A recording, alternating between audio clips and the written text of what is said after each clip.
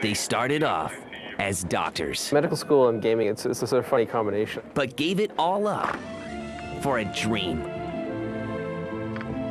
I think they were bemused. My parents were a little startled when they heard that we were going to transition. Times were tough. No question that the history of BioWare, there have been hard times, there's been challenges. Basically, we had to make a choice that he had to go back to medical practice. And times were great. They keep selling, kind of a shocking experience. This is the fascinating story of a couple of med students who came together to form one of the most successful video game companies on the planet. I really like medicine. It's just that BioWare, I like more. It's the story of BioWare.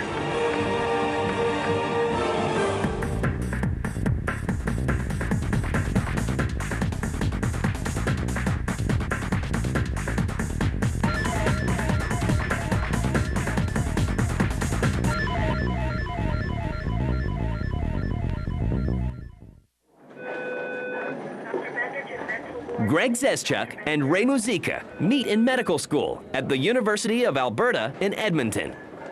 Ray and I met sort of saw each other at university prior to that, but we were more, didn't really know each other, didn't have the same circle of friends. It was one of those situations where we had common interests, specifically video games, and there were a few of us in the class that were big-time video game players. We had a lounge with arcade games and foosball, and that was our generalized hangout. Dedicated med students by day, die-hard gamers by night. Medical school and gaming, it's a sort of funny combination. I remember sitting down for some of my finals, and it was a great chance because you usually got about a 2-week break, so I usually play games for about a week and a half and then study for the last 3 days or so. I think it was always a hobby for us, so we never really stopped. And it's just something that we always, when we have spare moment. While attending medical school, the future doctors are able to combine both loves. They begin developing educational software. Ray and Greg teach themselves the art of programming. But their team seems incomplete, as another med student waits to be discovered. When we were doing medical school, we actually been just absolutely passionate gamers, and that's one of the things that brought us together with our other partner, Gip. We were interested in building something, I guess, that could help the faculty, and we recognized that there was a need for some online education, some computer programs that would make it easier to learn things. So we actually built a couple educational things that were probably comparable or better to the ones that were available at the time. And the addition of Augustine Yip provides the multi-talented threesome with some essential artwork. One was an acid-based physiology simulator for patients. It was actually used by medical students. We designed this really simple interface in C that would put up text and put up a picture, and you could make choices. And that was the first one we did. The second one was a gastroenterology patient simulator, which is basically all the educational stuff about how to treat gastric ailments, stomach, intestines, that sort of thing. The team effort proves to be a perfect combo as the soon-to-be doctors sell their software to the university. We end up selling that to the university and having it sponsored by a pharmaceutical company. And eventually they were given copies that they could use Canada-wide and give to medical schools. So that ended up being actually not too bad. All three graduate from medical school in 1992. They each begin working as doctors in various fields. I liked working in small towns and doing emerge medicine for small towns and being the only doc for about a 100-mile radius, because you get to see a lot of neat stuff when you do that, and you help a lot of people that way as well. And I thought it was a fun thing to do. But Ray, Greg, and Og can't seem to shake their love for gaming. We just started talking about how much we love video games and how interesting this engine looked, and how much of fun it would be to start a company and actually make video games. And it sort of just evolved from there over a period of meetings, a period of time afterwards. Both of us just concluded at one point, yeah, this is great. It's actually going somewhere. And the doctors give birth to their very first company, BioWare, in February 1995. We formed it for the purpose of making video games, not medical education software, although that was what we were doing kind of part-time for fun, and we haven't really looked back since. They begin work on their first video game as project director Trent Oster joins the team. We wanted to see if we could actually sit down, a couple guys, hack together a game and see if we could do it. So we came up with this concept for this really cheesy knockoff derivative game called Blasteroids 3D. We actually said, okay, we can do this. Let's go full bore. Let's work on the game that we wanted to do originally, the bigger game. So they begin working on that titleless bigger game, but they can't seem to quit handing out prescriptions just yet. We were still practicing medicine quite a bit at that time because we didn't pay ourselves a salary for over 4 years. Essentially what we did is we used money working as doctors and from the bank and all these sources, kind of gathered it all up, paid a group of people that we were working with, and did our best to get a demo done in about 6 months. Back in the old days when, you had a smaller team, like I think it was about 13, 14 people, and budgets were tiny back then. And so are their offices. We sort of had a couple computers set up at a big desk in this little room in my basement, and Ray would bang his head on the ceiling because it was really short. And I could just barely clear it, but it was a little too short for him. We did stay for probably about 6 months and moved to a little tiny, literally rat trap office with, one circuit and, questionable wiring, all that sort of stuff, with a coffee shop.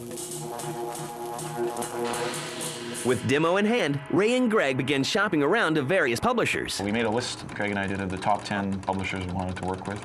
We divided it into two, each of us took 5, and we started cold calling people. And these are 2 medical doctors calling out of the basement of one of their houses, just calling people out of the blue and saying, we have something we want to send you, will you look at it? And in the end, I think after persistent phone calls, we got something like 7 or 8 out of the 10 to make an offer on the project. BioWare cuts a deal with Interplay, who is based in Southern California, and the result is Shattered Steel. Communications power at all hospitals. It's released in October 1996. Shattered Steel was really driven by the technology. It's what we could do at the time. I look back on it, and for a startup company, it was a very intelligent thing to do. We picked a fairly easy concept to execute. We had a graphics engine that displayed rolling hills and rolling terrain very well, so it made perfect sense to use it for that game. It was a big robot action game, running around landscapes and robots shooting aliens. It basically places you in the role of a planet runner. You're dumped down on the planet and you have to investigate a disturbance that's occurred on the planet. And you're basically driving a big giant robot around. Shattered Steel is a hit with audiences. By 1996, Ray, Greg, and Og are riding high. But for one of those partners, the road to video game success would soon come to an end.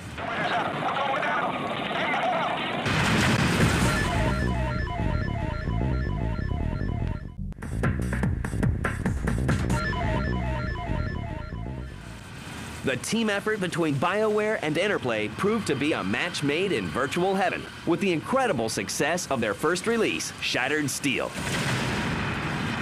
which sells over 100,000 units. Shattered Steel did quite well. At the time, we weren't expecting anything too massive, and it was a reasonable success. We never really think too much about how successful the games can or should be.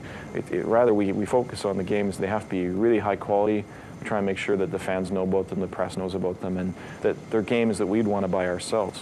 But things for BioWare haven't always been so ideal.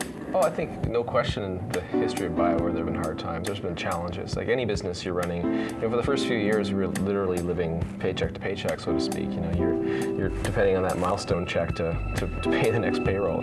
We did our best to manage it very responsibly to minimize that, but it's pretty tough. I think we had tough times. And one of the toughest times is right around the corner, when partner Augustine Yip decides to leave the company. Yeah, I mean, he had a collision of life and gaming. I think his wife wasn't a big fan of the city we live in. I think the issue was they wanted to have a different life than they were having. Basically, he had to make a choice that he had to go back to medical practice, and so he did, and we were reluctant to see him go. It was sad in a sense because we had a good partnership, the 3 of us. I think in the sense the way it worked out has been good for all of us. With little time to mourn, they began working on their second game, an ambitious role-playing game that's inspired by their favorite genre. Well, Greg and I have always been huge fans of role-playing games. So my favorite and Greg's favorite is the role-playing genre. So we consciously went back to our favorite games of the past, all the games we played in the 80s, the Goldbox series, the Ulta Underworld, System Shock in the mid-90s, and Betrayal at Krondor, and the Wizardry, and Might and Magic, and on and on. And we tried to combine all the features we really loved from those games into BG. So Baldur's Gate was really, I guess, the game that we wanted to play. After 2.5 years of development, Baldur's Gate is ready for shipment in 1998.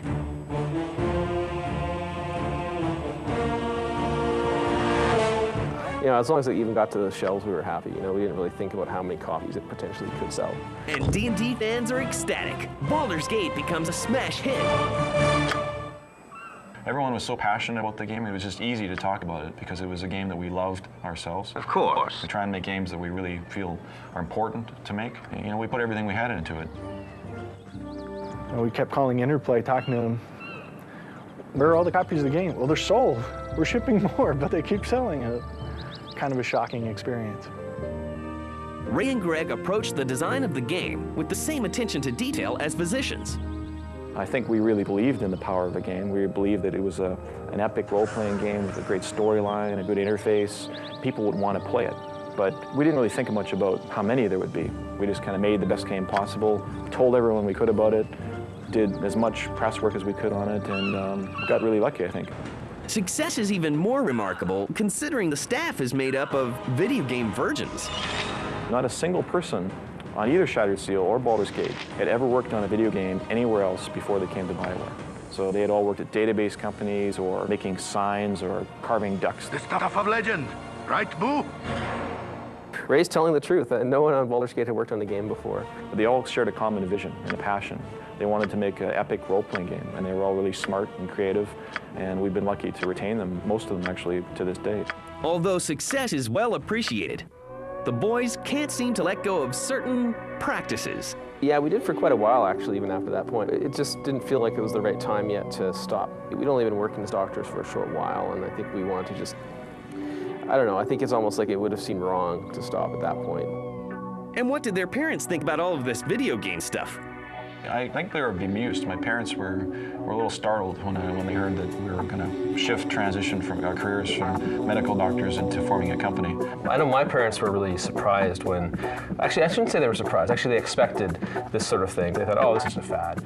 So they weren't too alarmed. But the boys are their own worst critics. Wait, there is something wrong.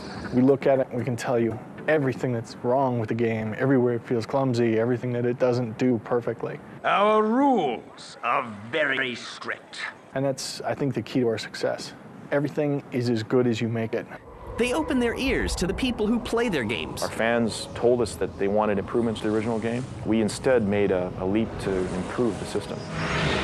And then there is the follow-up, Tales of the Sword Coast. And the sequel, Baldur's Gate 2. We weren't specifically surprised how well Baldur's Gate 2 did. In some way we still are. We really don't set our expectations to this ridiculous level. BioWare branches out into the console arena with MDK2, their first cross-platform project for the Sega Dreamcast and PC. We were working on this game with Interplay. We were trying to figure out what it was going to be. Then, one day, Ray and Brian Fargo were talking to us, and they sort of decided, well, why don't we make MDK2? We have the rights, we can get them to you. And we thought, yeah, that'd be cool. It'd be fun. It gave us a really good understanding and a first introduction to the console market after not having done consoles before that. In March 2001, an enhanced version of MDK is released for the PlayStation 2. Come, Toast. You've done well. Everything's Jake for sure. We took the one playable character that was in MDK, expanded that to 3. So you could play Max the dog, you play the doctor, or Kurt. And all 3 of them had different play styles. So the dog was more just an action machine, 6 legs, and 4 of them could hold guns. Kurt was more a master of stealth and espionage. He could kind of sneak around and had his parachute and kind of ducking around corners, using invisibility. I've no time to flush the atomics now. And the doctor was a man of science, so he could combine items into really cool and interesting things that allowed you to solve problems with tactics and more strategy. Good luck, Doctor. I don't need luck. I've got science. So a company started by a couple of doctors has gone on to a successful video game career. But going back to their roots may be the best decision they ever made.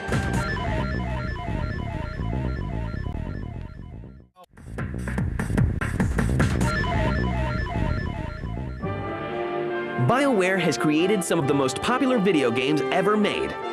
They've obtained worldwide licenses and have always seemed to make the fans happy.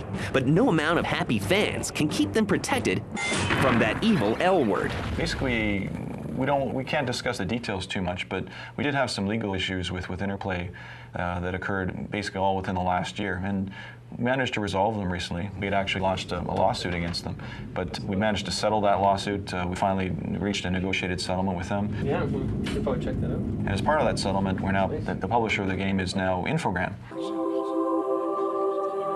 I ask for your discretion in this matter. So we're quite excited about Neverwinter Nights. Neverwinter Nights is a Dungeons & Dragons role-playing game. Neverwinter Nights is a huge undertaking, nearly 5 years in the making. It's got, first of all, a 60-hour epic single-player role-playing story that you can play through it, multiplayer or single-player. Neverwinter Nights is just really, really big. It's actually really exciting because I think in a sense it's our next big anticipated thing. It's a chance for us to show that, in a sense, the Baldur's Gate stuff wasn't a fluke. Dungeon Master capabilities are an adjunct to the multiplayer, and they're a core part of the game as well. The DM can do things like enhancing the storyline. Your task in this is twofold. First, find the water Davian creatures and bring them back to me. I'm no hero. I just want a nice, quiet life. DMs can make the game a lot of fun. Only one way out for you!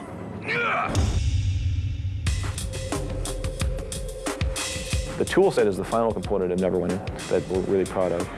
It allows fans to make their own content. You can take your a paintbrush and kind of paint down a series of tiles and create an area, drop in creatures and items and encounters, and then you see it in the game. And it's the same functionality we use internally, so it's very easy to use. For BioWare, listening to fans is a top priority. I think it's important for people to play it and give us their impressions because they're the best possible audience.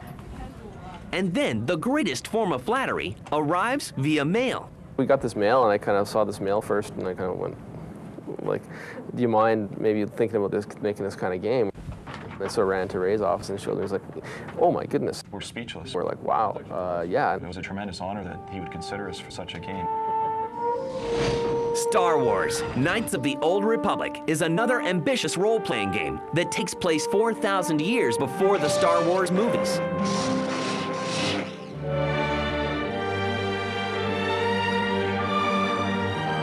Star Wars Knights of the Old Republic is a cool game because it's the first role-playing games ever in the Star Wars universe, so we're really excited and honored to be able to work on that.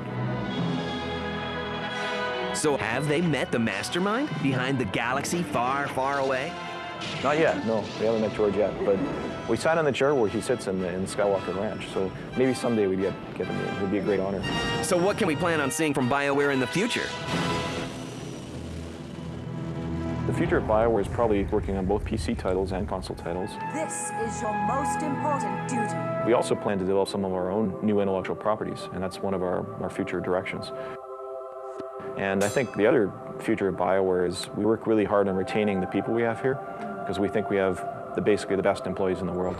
BioWare is a great place to work. They take care of their employees. That's one thing we really focus on as well, is that we try and build the company as a unit, not the individual teams. I mean, the individual teams are units and people work together well on those, but what we really try and focus on is building an overall company approach where you have all the teams intermingle and mix and everyone knows each other. Hi, Ray. It's a pleasure to come to work because of the people here. Greg and I always joke that we don't really do anything ourselves. Excellent work. And I can't read you writing. I'm glad you're taking care of that. Are there any signs of ditching video games for stethoscopes? I retired from medicine about 2 years ago, and I'm pretty happy not doing it. I think by the end I was sort of feeling it was sort of drudgery in the sense that every time I was doing medicine I always felt I wanted to be back here. You know, I'd be at the clinic, I'd be kind of looking at my watch going, oh geez, I hope I don't have another patient because I really want to go back to the office. For one, putting the past behind him is a bit more difficult. I've still got a license to practice, and I've still got my residency certification. I haven't practiced personally for about a year and a half, or two years, I guess, now. It's just BioWare is so busy now that you know, it's very hard to find the time to go back to that. And I think Greg is the same way. I think he actually says that he's officially retired. I've never said that, but effectively I am. I mean, it's just BioWare is so much fun. It's not that we don't enjoy medicine. I personally enjoyed it quite a bit. In fact, I really like medicine. It's just that BioWare I like more. It's a passion. You know, video games are my passion. But that is a tale for another time. After all the years of working together, Ray and Greg's friendship still prevails. It's hilarious when you get the two of them together. And you've got one guy who's kind of bouncy and easygoing, you've got the other guy who's very rigid. And for them it works. We're best friends. We've been best friends for like 12 years or more. I've lost count now, but he's a very good guy. It's really good, actually. He's a good partner as a joint CEO. We have a good working relationship. And I think we complement each other's skills. We'll yell at each other once in a while, and usually in front of other people, and they kind of freak out, and they're kind of like not sure how to how to carry themselves. I don't think I had a big fight. We always joke that between us, we're half a person. I think it'd be a lot harder for either one of us individually to run the company. Together, we add up to something more than one person, but our relationship is at a point where we're really comfortable. It's been a good partnership. It's really good. I've learned a lot of things from him. You know, the stresses. I don't know if he's learned anything from me or not. Pressure and the decisions. And hopefully he has. It's hard making all these decisions all the time. We're a pretty good team. It's awfully great to have another person. I think that's probably the best way to sum it up. We're a good team.